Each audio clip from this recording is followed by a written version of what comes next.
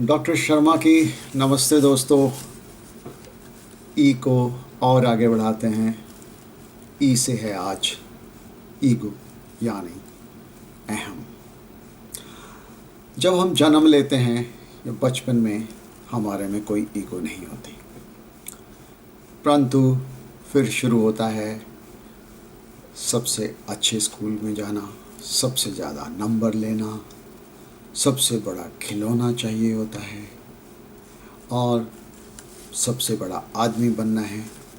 फिर धीरे धीरे मैंने सबसे ज़्यादा कमाना है, सबसे बड़ा घर बनाना है, एक बड़ी लंबी कार लेनी है। ये तो सच है कि ये सब इच्छाएं हमें ज़िंदगी में आगे बढ़ाती हैं, परंतु दूसरी तरफ इन सब से शांति छिन जाती है और कई बार इन सब के बीच हमारे में कब अहम ईगो डेवलप हो जाती है वो हमें मालूम नहीं पड़ता। और वही एक आपकी पर्सनालिटी मुसीबत की जड़ है जो आदमी खुद कई बार रियलाइज़ नहीं करता। कई बार जब हम बहस कर रहे होते हैं या बात कर रहे होते हैं, हमें मालूम होता है कि आगे वाला गलत है, परंतु वो अपनी बात पे अटका हुआ है और आपकी बात नहीं मानता।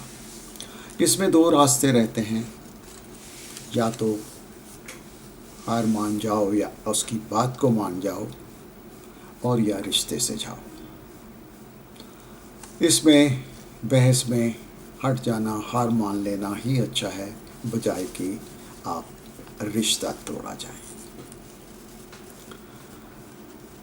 कई बार लाइक्स डिसलाइक्स और किसी के लिए ये राय बना लेना कि ये अच्छा इंसान नहीं है या ये मेरे लेवल का आदमी नहीं है, यह भी ईगो का एक हिस्सा है।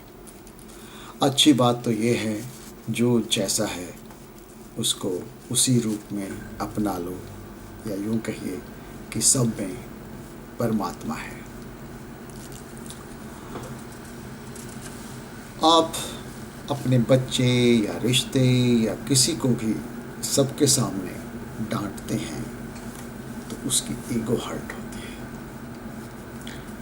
इन सब से बचना चाहिए और जिससे भी बात करनी है अलग से करिए ताकि उसकी ईगो हर्ट ना हो। फैमिली में, रिश्तेदारी में, हस्बैंड वाइफ में ज़्यादातर झगड़े की जड़ ईगो ही होती है। सब एक अहम पे अटके होते हैं, जबकि इन सब बातों का कोई ना कोई सॉल्यूशन सर्टेनली होता है। सिर्फ एक बड़ा दिल चाहिए होता है। एक छोटी सी हाथापाई से लेकर वर्ल्ड वॉर तक ईगो पे हो जाता है। एसिड फेंकना, मर्डर करना, करवाना, सब ईगो का ही हिस्सा है और इसका नतीजा तो हम सब जानते ही हैं। एक छोटी सी कहानी है। एक बार एक सज्जन एक महात्मा जी के पास गए और बोले, आई वॉन्ट पीस, मुझे शांति चाहिए। महात्मा जी बोले, आई यानी मैं तुम्हारी ईगो है, अहम है, और वांट चाहिए ये तुम्हारी डिज़ायर्स, तुम्हारी इच्छाएं हैं। इन दोनों को त्याग दो तो बाकी तो पीस ही पीस है, शांति ही शांति है। और दोस्तों, जिसमें पेड़ में ज़्यादा फल लगते हैं वो उतना ही झुकता चला जाता है।